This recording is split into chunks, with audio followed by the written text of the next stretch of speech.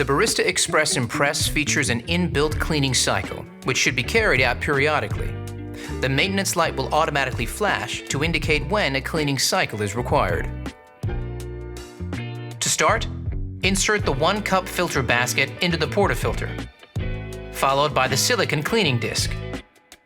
Place 1 cleaning tablet into the center of the cleaning disc. Then insert and lock the portafilter into the group head. Before you start the cleaning cycle, make sure the water tank is filled to the max line with cold water, the drip tray is empty, and the machine is turned off. Press the 1-cup, 2-cup, and power buttons simultaneously and hold for 3 seconds.